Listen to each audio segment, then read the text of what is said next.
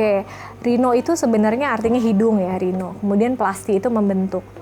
Di Asia atau kita orang Indonesia ya, yang termasuk di wilayah Asia, rhinoplasti itu memang banyak sekali permintaannya karena secara anatomi memang bentuk hidung orang Asia itu kecil. Jadi lebih pendek. Jadi sebenarnya beda loh rhinoplasti di Asia maupun di Turki sana misalnya untuk Kaukasia, itu tekniknya berbeda.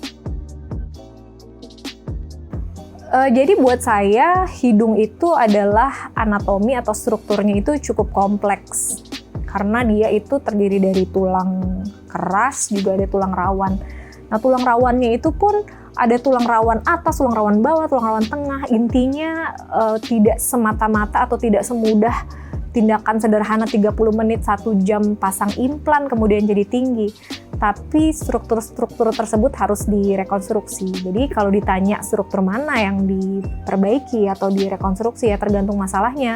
Kalau masalahnya dia mau tinggi, ya bisa di bagian batang, kemudian tip. Kemudian kalau masalahnya bulbus atau besar, ya itu juga bisa kita tipiskan kulitnya, juga bisa juga kita potong sedikit tulangnya, tulang rawannya ya. Oke, jadi sekarang kita berarti bicara tentang meninggikan hidung ya, karena kita bicara tentang implan. Implan itu yang ada itu ada implan L dan implan I. Kalau saya pribadi, saya sudah tidak menggunakan lagi implan L. Ini contoh implan L ya, karena bentuknya seperti huruf L. Nah, yang saya gunakan itu kalau menggunakan implan, itu adalah implan I. Jadi saya hanya menggunakan implan I dengan tulang rawan atau memang tulang rawan murni. Tulang rawannya bisa diambil dari telinga atau dari iga. Kenapa? Karena menurut saya implan I dan tulang rawan atau tulang rawan murni itu jauh lebih aman. Karena kita tidak menempatkan benda asing yang ada di tip.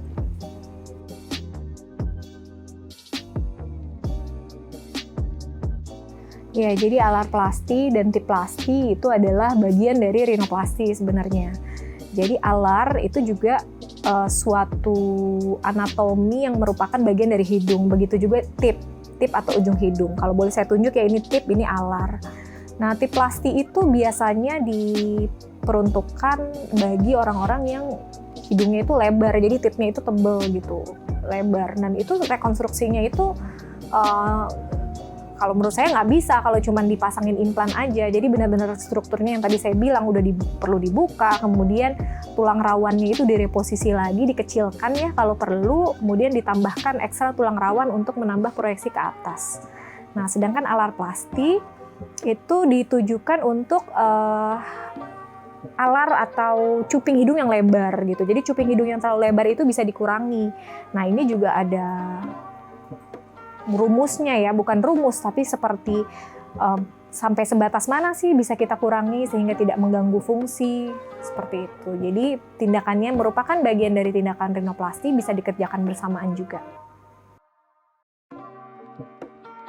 Ya, jadi rhinoplasti itu selain meninggikan hidung, dia bisa juga untuk mengatasi kesulitan bernafas. Jadi di bagian tengah itu ada septum ya namanya. Pada septum yang miring itu bisa diperbaiki dengan tindakan rhinoplasti. Jadi diluruskan kembali.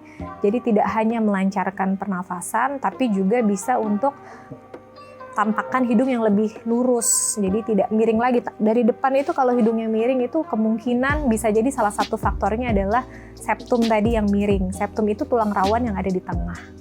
Jadi ya fungsinya banyak, tidak hanya untuk meninggikan saja. Terima kasih sudah nonton videonya, semoga bisa lebih teredukasi. Yang paling penting adalah harus bertanya dulu ya sama dokter bedah plastiknya, pastikan itu adalah rhinoplasti yang aman. Plastic Clinic, enhance your quality of life.